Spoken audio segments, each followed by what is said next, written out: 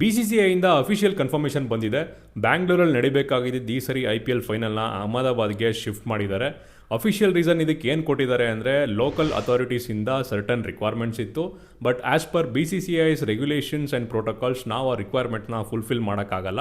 ಅದಕ್ಕೆ ಈ ಸರಿ ಬೆಂಗಳೂರಲ್ಲಿ ನಡಿಬೇಕಾಗಿದ್ದು IPL ಫೈನಲ್ನ ಅಹಮದಾಬಾದ್ಗೆ ಶಿಫ್ಟ್ ಮಾಡ್ತಾ ಇದ್ದೀವಿ ಅಂತ ಹೇಳಿದ್ದಾರೆ. ಆ ಲೋಕಲ್ ಅಥಾರಿಟೀಸ್ದು ಸರ್ಟನ್ ರಿಕ್ವೈರ್ಮೆಂಟ್ಸ್ ಏನು ಅನ್ನೋದು ಓಪನ್ ಸೀಕ್ರೆಟು, ಯಾಕೆಂದರೆ ಅದನ್ನು ಅಸೆಂಬ್ಲಿಲೇ ಕೇಳಿದರು. BCCI ಸೋರ್ಸ್ ಕೂಡ ANI ನ್ಯೂಸ್ ಏಜೆನ್ಸಿಗೆ ಇದನ್ನೇ ಕನ್ಫರ್ಮ್ ಮಾಡಿದೆ. ಸುಮಾರು ಜನ ಕೇಳ್ಬೋದು, ಲೀಗ್ ಮ್ಯಾಚಸ್ಸಲ್ಲೇ ಹೆಂಗೋ ಬಿಟ್ಟಿ ಟಿಕೆಟ್ಸ್ ಕೊಟ್ಟಿದ್ರಿ, ಫೈನಲ್ಸ್ಗೂ ಕೊಟ್ಟು ಕೈ ತೊಳ್ಕೊಬೋದಲ್ವಾ ಅಂತ. ಬಟ್ ಪ್ರಾಬ್ಲಮ್ ಏನಪ್ಪ ಅಂದರೆ ಲೀಗ್ ಮ್ಯಾಚಸ್ನ ಹೋಸ್ಟ್ ಮಾಡ್ತಾ ಇದ್ದಿದ್ದು RCB, ಪ್ಲೇ ಆಫ್ಸ್ ಮತ್ತು ಫೈನಲ್ಸ್ನ ಹೋಸ್ಟ್ ಮಾಡ್ತಾ ಇರೋದು BCCIಗೆ ಅದರದೇ ಆದಂಥ ಪ್ರೋಟೋಕಾಲ್ಸ್ ಮತ್ತು ರೆಗ್ಯುಲೇಷನ್ಸ್ ಇದೆ. ಅದ್ರ ಪ್ರಕಾರ ಗೌರ್ಮೆಂಟ್ಗೆ ಇಷ್ಟೇ ಟಿಕೆಟ್ಸ್ ಕೊಡಬೇಕು ಅಂತ ಇರುತ್ತೆ. ಆ್ಯಂಡ್ BCCI ಕೂಡ ಯಾವುದೋ ಒಂದು ರೀಸನ್ಗೋಸ್ಕರ ವೆಯ್ಟ್ ಮಾಡ್ತಾ ಇತ್ತು, ಸಿಕ್ಕಿದೆ ಚಾನ್ಸ್ ಅಂತ ಅಹಮದಾಬಾದ್ಗೆ ಶಿಫ್ಟ್ ಮಾಡಿದ್ದಾರೆ. ಲಾಸ್ಟ್ 5 ಇಯರ್ IPL ಫೈನಲ್ಸಲ್ಲಿ 4 IPL ಫೈನಲ್ನ ಅಹಮದಾಬಾದಲ್ಲೇ ಹೋಸ್ಟ್ ಮಾಡಿದ್ದಾರೆ.